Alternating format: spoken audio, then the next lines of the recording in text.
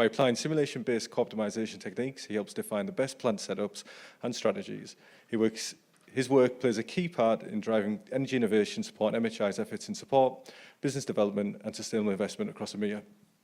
Over to you. Thank you. Hello, everyone. Good afternoon. I would first like to thank Energy Exemplar for having me here today. It's always great to be at Xcelerate and contribute to all of the wonderful and very insightful conversations we have on the future of energy. My name is Anastasios Tomadakis, and today I will be talking to you about how we at MHI EMEA are leveraging PLEXOS in order to accelerate the energy transition throughout the optimization of hydrogen and ammonia projects. At MHI EMEA, we simulate power-to-X plants in general to support investment decisions and decarbonization across industries. First, I would like to set the stage with an introduction of who Mitsubishi Heavy Industries is and our role in the energy transition. So Mitsubishi Heavy Industries is a global engineering and manufacturing leader with over 140 years of experience across many sectors such as energy, transportation, defense, and many more, known for developing robust and innovative products, technology products such as, for example, our rockets, our aircrafts, and also the gas turbines, which we will touch upon this presentation, having a use case of how those can be optimized with PLEXOS. We have over 250 group companies and employing more than 77,000 people globally. And we have set some ambitious targets in achieving carbon neutrality in 2040, which is 10 years ahead of EU's targets and many other national targets.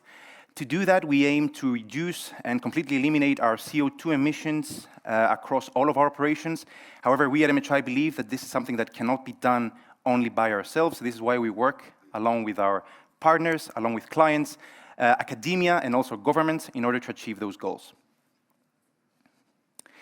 Now, MHI and PLEXOS. So MHI has been using PLEXOS for many years globally, and the main reason why we use it at MHI, we use it in the EMEA region as a leading energy modeling tool, is to support the sizing, the design, the optimization, and the feasibility assessment of advanced energy projects. However, we have offices all around the world, namely in the US. We have modeled ACES project, which I will present. We also have different hydrogen projects in the US. Of course, Asia is the region where our main expertise and activities rely on. So we have many market information, and we evaluate also different rule setting in Japan, where we have many grid models as well. Southeast Asia, we have engaged in many projects, both for decarbonization strategies and also with the introduction of hydrogen to those areas.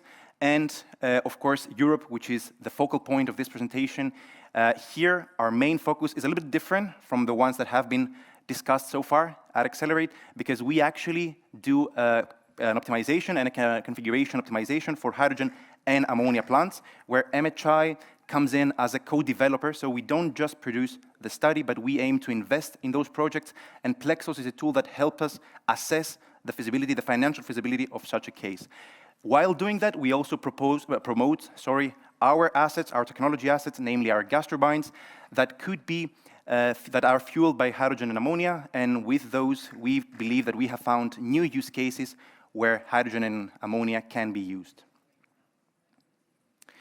Now, I mentioned ACES before, and it is MHI's flagship project, so I wanted to take a little bit of time here to illustrate that. So ACES, namely Advanced Clean Energy Storage Project, is MHI's flagship project and a very large energy storage initiative located in Delta, Utah.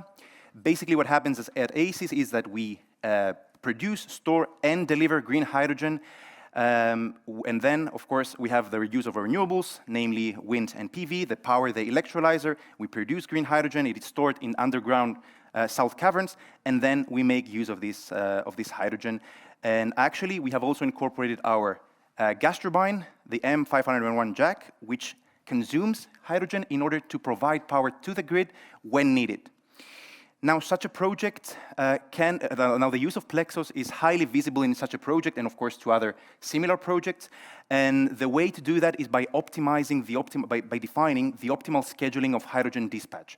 So of course with PLEXOS we can optimize the production of hydrogen from our renewables. So we take into account of course all of the intermittency of renewables. We produce hydrogen, we define the storage dispatch to our salt caverns, and also we take into account grid constraints as well as the electricity prices in order to be able to identify when it is optimal to dispatch power from our gas turbines to the grid, therefore combining short-term operation but also long-term planning for such a potential use case. Now, besides this, I want to mention now a general example of all of the use cases that MHI in general as a whole uses PLEXOS for. So we have diversified basically our activities into 3 main categories where PLEXOS is being used. Number 1, which is something that has been discussed a lot today and will be, is the evaluation of decarbonization strategies. Of course, this depends on the goals that each government has set. And in this category number 1, we basically propose different capacity mix and decarbonization strategies to our either partners or clients. And this is, I think, an illustration where most of you are very familiar with. Then we have categories number 2 and 3, where we basically, in category number 2, we optimize the utilization of existing facilities. So we may have, for example, a conventional power plant where it needs an upgrade, and we need to assess what is the impact it has on the grid or to a specific portfolio. Or perhaps we want to reduce its CO2 emissions, and we propose different measures in order to do that. And finally, the third category, which is what we in Düsseldorf, which is where we are based at MHI EMEA, are involved in. We optimize green hydrogen and ammonia plants, and we propose all of the specifications that have to do with the project. From the power side, defining PPAs, leveraging a power supply strategy, up to the offtake, where we have off-takers and we want to optimize the dispatch. But I will explain in more detail how category 3 is being optimized with the use of PLEXOS. Here you see a map which illustrates where each of the categories that I mentioned before has been applied. Of course, it is clear that the Asian region, due to our company being headquartered in Japan, we have most of the models being set there, but we are always expanding. So we have built models in Europe, both capacity planning models, but also unit commitment and economic dispatch models. And we are also expanding in America with offices in the US. And also we have main activities in Australia. Now, one of the key challenges that we face and our partners is uncertainty. So when we are talking about a development of a hydrogen project, of an ammonia project, we know that the economics are, at least at this particular point, they are tough. And when I'm talking about uncertainties, I'm talking about volatility that has to do maybe with market conditions, that have to do with weather volatility, or with customers that want different offtake, different demand patterns in order to account for multiple revenue streams. This is where PLEXOS comes in, and it allows us to model the whole configuration of a plant in many different ways, going from our power, which for a hydrogen or ammonia project, because we're always talking about green hydrogen, it will be PV, wind, and of course the grid under certain conditions. Here I want to take a second to explain why grid is very important in PLEXOS and how Energy Exemplar allows us to optimize in detail how and under which conditions the grid can be utilized, because we all know that we cannot just consume power from the grid whenever we want to. We have to take into account many types of policies, for example, from the Delegated Act, and define the constraints that will allow our plant, namely our electrolyzer, to consume that power. And all of those particularities can be modeled in PLEXOS, and we do that. Then, of course, we have our commodities. By now, you may have guessed that we use the universal class a lot and the electric class, so we do a combination of the two. We have here, it is just an illustration of 3 key commodities: electricity, hydrogen, and ammonia. But of course, we also have projects with methanol. And we have our generators, electrolyzer, ammonia synthesis. We make use of the Haber-Bosch process to produce ammonia. And then we have our offtake. And the offtake can be different things. So we can have only hydrogen as an offtake. For example, there's a renewable developer that wants to have a hydrogen project, so we would maybe inject hydrogen to the pipeline, or we'd use it for different types of other reasons, DRI, or also ammonia. And we can also combine those two. So the reason why I've put the offtake and the energy in boxes is because usually when somebody wants to develop a project, we need to have something fixed. As we all know, we cannot optimize everything, at least not now. So what we want to do is we want to set some boundary conditions, which from our project development, business development activities and experience, either the customer will want a certain demand to fulfill, either it's ammonia or power or hydrogen, or on the other hand, there may be a renewable provider which has an asset that wants to utilize apart from providing electricity, and in that case, we will optimize the whole configuration, and we can, of course, take into account curtailments, the best use of the asset, in order to produce the RFNBO product that we decide on. And you see some of the capacities that we want to optimize. Now, I have presented here, I have prepared a case. It is a high-level case, just to show you how such a case would work with a potential, let's say, customer. Here I've chosen Germany, close to the North Sea, because as you know, we need to rely on offshore wind. It would be preferable. And in this case, we would have an example where a partner would come to us to co-develop a project, and they would want to fulfill a 260 kiloton per year ammonia production. And then we would have to configure the rest of the facility, namely what type of storage we want. I talked about flexibility earlier, and flexibility is the key when we're having a hydrogen project, because if we're talking about intermittency of weather, we need to take into account batteries. Ammonia plants, they're not the most flexible plants in the world, and as a result, we need hydrogen storage in order to be able to keep them warm, as we say. And ammonia storage is essential because in our models, we also take into account what would be an optimal shipment of the ammonia. So we take different factors such as, for example, how many days does the vessel take to go from a location A to location B, based on different off-takers. And all of those things are the reason why storage is essential. And we would need, of course, to study first, of course, based on the country that we would evaluate. We would need to study the grid situation, so we would need to build a model or get somehow the electricity prices in that specific region, and we would need some type of location for our assets in order to calculate what is the wind dispatch and the power dispatch. Here you see some, again, high-level results from our study. I have focused more on what is the dispatch from our power sources and also how this translates to the production of ammonia. So basically, what you see here is that our renewables is the predominant source of power when we're talking about production of green hydrogen. The reason is that we cannot consume power from the grid only whenever we want to, because we have to oblige to either some CO2 emission thresholds or some electricity price thresholds as set with policy and regulation. So basically, grid is like a complementary source of power to our mix. And of course, PV, whenever it can, based on the sun, it contributes to our power mix. And you see how this translates to the production of ammonia. You see that we want to mainly have stable, and by stable I don't mean base load, but I mean stable production of ammonia, both for the shipping purposes, but also in order to avoid shutdowns, which they are essential when we're talking about these types of plants. Here you can see some of the indicative results that we would have when we would go and develop a project. So when MHI would get called for such a project, or when we would identify such a project, then we would look at which is the optimal sizing, what is the optimal configuration that a plant needs to have in order to minimize the levelized cost. Now, whether this is levelized cost of hydrogen, ammonia, or whatever this is up to the product that we have. In this case, where we have ammonia, we would need to minimize the levelized cost of ammonia, and by doing so, we would get all of the capacities needed. Now, for that, it's not, we don't press a magic button and all of these capacities appear. We would need to run many sensitivities analyses, trying different chronologies. But in the end, this is what we would look for in order to move a project and go towards the FID, the final investment decision, which is our goal. Our goal is to co-develop a project and with the use of PLEXOS, optimize it as much as possible in order to have FID as soon as possible. And you see here, for example, the capacities of the electrolyzer, the capacities of the ammonia plant, as well as how many, what would be the volume, the ideal volume of storage that each of our commodities would need in order to satisfy in order to minimize costs, basically.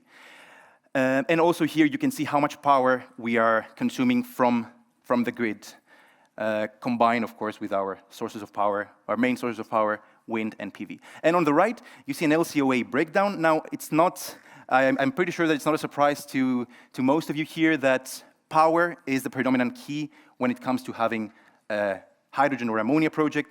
Power consists of the majority of the levelized cost of ammonia. And of course, here we're talking about a new build asset, but if we have PPAs, that's also the same. Followed up by the ammonia infrastructure, the hydrogen infrastructure, and then, of course, we have other types of costs, such as the DevEx, development costs. We also have the ammonia terminal, which are very significant costs, actually, and those are costs that need to be taken into account when creating a financial model, combined with PLEXOS, and contingencies and other owner's costs, sorry. Now, so far, we have discussed about hydrogen and ammonia. And even though hydrogen and ammonia, they offer promising pathways and long-term solutions towards decarbonization, we are facing immediate challenges and through the rapid and instant growth of electricity demand. And this is mainly driven by the expansion, the rapid expansion of data centers. Mainly, currently we see it, of course, in the US, but we also see Europe approaching in terms of the increase in data centers and the increase in power. Now, the thing about data centers is that they require vast amount of energy, but the trickiest, let's say, part is that they do that while needing baseload power. It's not like we have many intermittencies. Data centers need to run pretty much on 100% baseload, and to do that, we need to think outside of the box. And this is where MHI's flexible power comes in with our hydrogen and ammonia-fueled gas turbines in order to provide this flexible option to maybe think a little bit outside the box and replace some of the conventional methods with which we would power such a data center. For that, I have prepared a second case where basically we would need to satisfy the demand of a 51 megawatt data center. This would equal 450 gigawatt hours in a year, which is at least based compared to the US standards, a medium to small size data center. And to do that, we have scenario A, where we would power with this only with the use of wind and PV, and of course with battery kicking in as an energy storage solution. And we have scenario B, where we would have pretty much the same configuration as the left, but we add in our ammonia-fired gas turbine in order to provide complementary power to our mix. Now, we have to say here that from our experience in seeing data centers unfold, scenario A is not realistic, so it's not very realistic in terms of most data centers require some type of baseload power, and this usually comes through, for example, geothermal or hydro. This is just to show how difficult it is to achieve those types of electricity demands only with the use of PV and wind, and how crucial a different option is, especially in locations where we cannot find baseload power. But however, I spoke a lot about ammonia gas turbines, I spoke about hydrogen gas turbines, but what about those gas turbines, and where is MHI in terms of developing those gas turbines? So here I would like to show you a timeline. As you may know, Mitsubishi Heavy Industries is advancing the development of both hydrogen and gas turbines. When it comes to hydrogen, we already have in commercialization large hydrogen-fired gas turbines with capacities of up to 450 megawatt. Currently, we have 30% hydrogen firing and 70% natural gas in commercialization in 2025, and we are moving towards 100% hydrogen fired in the next years. And we have ammonia gas turbines, which is the focal point of case number 2, where the ammonia-fired gas turbine, it's a little bit less capacity. We're talking 40 megawatt open cycle and 60 megawatt combined cycle. And those have begun commercialization even in 2025. And this is the reason why we chose this for today's presentation. Now going back to case 2, and namely scenario B, where we have the use of the gas turbine. So here you see, as before, that the wind is the predominant source of power in order to provide electricity to the data center. However, you see that there are many hours during the week. Here we have chosen a week just for illustration purposes. If we had chosen a year, we wouldn't be able to show much. And you can see the PV also adding on a little bit. But the good thing with ammonia gas turbine is that it provides a long-term energy storage solution. So it's not exactly a comparison with batteries, because Batteries offer more of a short-term solution, even if we're talking nowadays for 8-hour potential systems and even more. Ammonia storage plays more of a seasonal role in ammonia in general and hydrogen in general towards tackling those types of issues. And once again, here we have some, again, high-level results where the main thing to take here is that between configuration 1, configuration A, and configuration B, is that when we switch and we add the ammonia-fired gas turbine to our mix, we reduce a lot the necessary capacity from our renewables. Basically, if we were to only power a data center with the use of renewables, we would need an over-dimensioning of wind and PV, or the addition of a large battery energy system, which would increase a lot the economics of this project, and the capex would be unbearable in terms of a business case. So this is why, by introducing scenario B and by introducing basically the gas turbine to form a flexible backup option, and this of course may not relate to only data centers. This option may relate also to grid injection. But by doing so, we can reduce the renewable capacity needed to achieve that goal. And of course, we would also reduce the need for batteries. Of course, there are cases where both are needed. So we have done simulations where a little bit of battery is also needed to take into account the intermittency of weather. But overall, we see a huge decrease also in the need for batteries when we have our ammonia-fired gas turbine. And on the right, once again, we have the levelized cost of electricity now, because power is our product in this case, where once again, fuel is the key driver in this project. Before, fuel was power. Here, fuel is ammonia, but it's still the key. So for projects of this nature, getting a very good offtake price for ammonia would be the key in order for this business case, let's say, to fly. Of course, we have expectations that the ammonia market, as the ammonia market is growing, we will be able to secure more competitive ammonia prices, and with what the previous case showed, we will be able to also produce ammonia at lower price.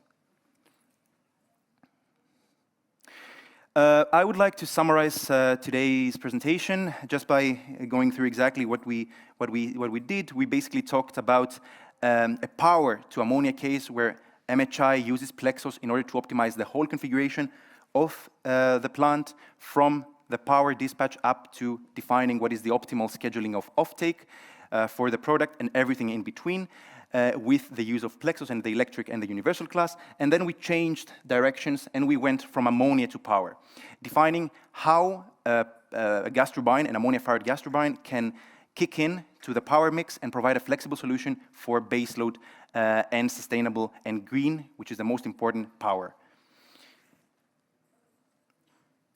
I would like to thank you all for your attention, and I'm looking forward to further connect and discuss, especially with people tackling the same challenges as we do. Thank you so much. Great. I think we've got 5 minutes for some questions, if there's any. Start here. Hi. Hi. Thanks very much for the very insightful presentation. Just a quick question about the case number 2. So as I understand it, so it's power to ammonia, ammonia back to power. And I was very surprised to see the levelized cost of electricity is lower with ammonia compared to BESS. So I'm just curious, in terms of the assumptions behind the ammonia optimization, for example, things like round trip efficiency and so on. Just to understand why levelized cost of electricity could be lower in that situation. Yes, so actually, and it's not just lower, we found out to be significantly lower in scenario B. So the main reason is when we need only the use of renewables and battery, we tend to over-dimension. So the capex for this is significantly higher in scenario A than in scenario B. But this is just capex. As you said very correctly, we have a very high OPEX, which is our fuel, in scenario B, but with the reduction of capex, especially with, I would say, current prices for batteries, because of course, if we go for projections when it comes to battery capex, we may come to different conclusions, even though those two are quite far apart. But with the current market prices, at least the ones that we assume for battery and for offshore wind PV, this reduction in capex can cover the addition of the OpEx for the fuel cost. And we're talking about green ammonia when it comes to using as a fuel. Perfect. I've got a question. I'll ask while I'm walking. When you're considering hydrogen and ammonia projects, how are you... I'll rethink the question. I think you can stay with the slide. I do have a question to this one. So thank you, first of all. Very interesting presentation and also very interesting case. I was just wondering, are you maybe, so you did this calculation for a data center for a green baseload PPA, right? And scenario A and scenario B, both very interesting, but I guess that the LCOE is quite high that you get from your calculation. So I was just wondering whether you are also in touch with some, I don't know, technology companies, and whether they are even having such high willingness to pay for such green baseload product. Yes. So thank you very much. This is a very, very good question. So actually, this is an ongoing market. So there is not a lot of, at least in Europe, data centers providing 100% green baseload power under the conditions that we just said. But you're right, the LCOEs are still high. However, there are many other ways to also take into account, to also reduce them. For example, here, the curtailment of the wind and PV, we don't do anything with it. So selling the curtailment, of course, under the conditions that each country has, will lower it even further. What we also do at MHI is we are considering the use of our gas turbines in a CHP mode. So this is something that we have not shown yet, but since the gas turbine can also operate in a CHP, we can also sell thermal power. We can also sell as a side, let's say, revenue. So all of those things we are still working on. We are evaluating the market. We don't have an answer yet on what is considered a good price, but what we know is that since data centers, if, let's say, the data centers will require green baseload, they will have to pay some sort of a premium. So this is given. The thing is, what is this premium? And this is something that we are currently evaluating, and by optimizing and always trying to decrease the levelized cost of electricity, we believe that we will get there.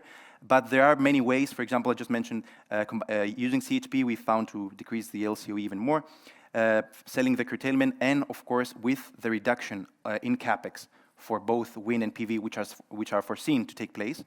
This can, and batteries as well. This can also help us achieving a more, let's say, favorable and a better business case in terms of a PPA for a data center. Yeah, thank you.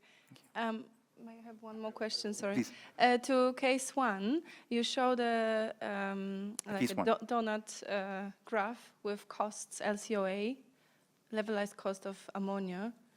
And I was just wondering, because I didn't get it entirely. So the 50% is the cost of the renewables, new, so with capex and everything? Yes. And then the 27% for hydrogen, is that infrastructure or? Yes, so as you said, the 50%, in this case, we have taken, like we're building, so it's capex for wind and PV, and the 27%, it's basically the electrolyzer.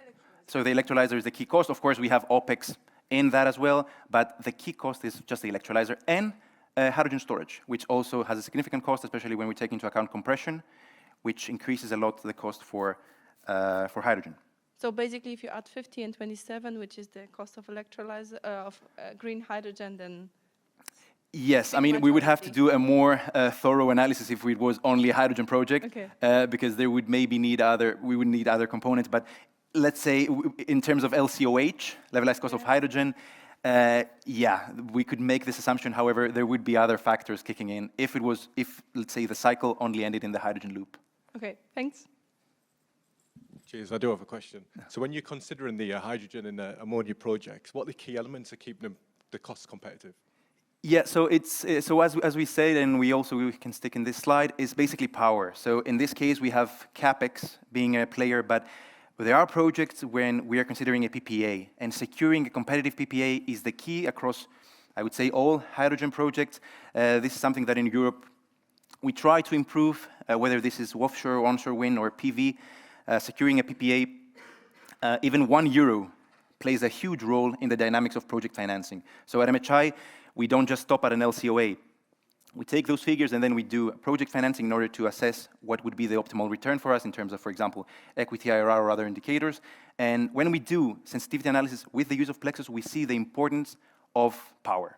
And the form of power, of course, this can vary based on what is the source and what is the developer that joins the project with us. But those, I would say, are the main key drivers that, for us, it will indicate if a project is a go or a no-go. Cool. And when we think about PLEXOS, how does that directly help you guys in terms of project planning? So, yes, so we're trying to co-develop a project, and PLEXOS assists us a lot.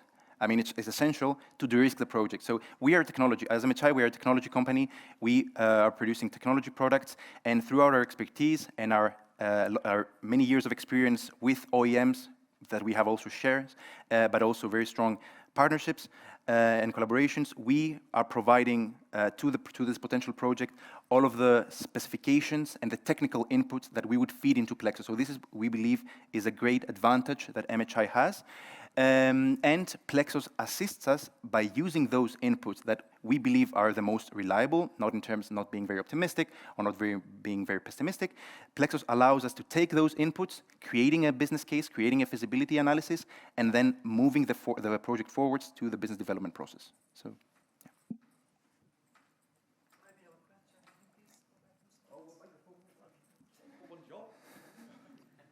Can you please go back 2 slides? 2 slides back. So where do you have scenarios? Here. One more. One more. Okay. One more. Where you have scenarios 1 and 2. I don't know which slide is it. You mean here? No, in the beginning. Go back, please. Back. Oh. Back. Where you have like 2 scenarios, scenario 1 and scenario 2 slide. I don't know which slide was it. I think it should be in the beginning, where you have curtailment. Okay. So it's in the end, I think you mentioned this one? Yeah. Yes. Okay. So if you see here, curtailment of renewables is 49%. Yes. Not sure if I followed correctly. That's huge. Why would an investor, when you tell him, okay, 49% of the renewables will be curtailed, one, and then did you also have like a scenario C maybe, if you, instead of going for, renewables, you can have a PPA, and then see, how would the cost be, right? And then at the end, maybe third, I see the cost components. How much is the absolute cost of your LCOA and hydrogen in terms of, like real numbers? Yes. Because at the moment, I can already tell you, hydrogen is roughly 300 to 350 euros per megawatt hour, being traded.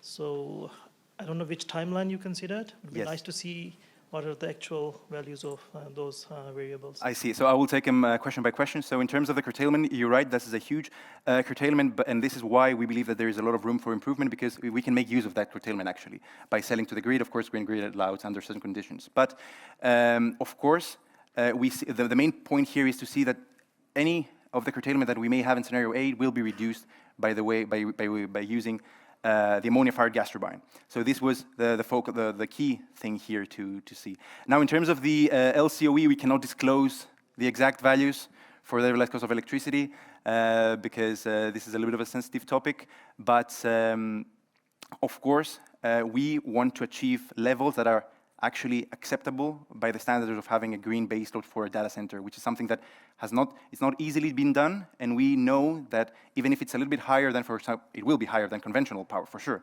But we believe that this premium will be, let's say, will be provided for that type of project. I missed your second question. Your second question was... Can I make a suggestion, because we are pushed for time? We pick this up separately. Sure, Yeah, sure. Off, mate. No problem, no problem, no problem. 2 taps on the shoulder. No problem, no problem, no problem. Thank you once again, thank you once again.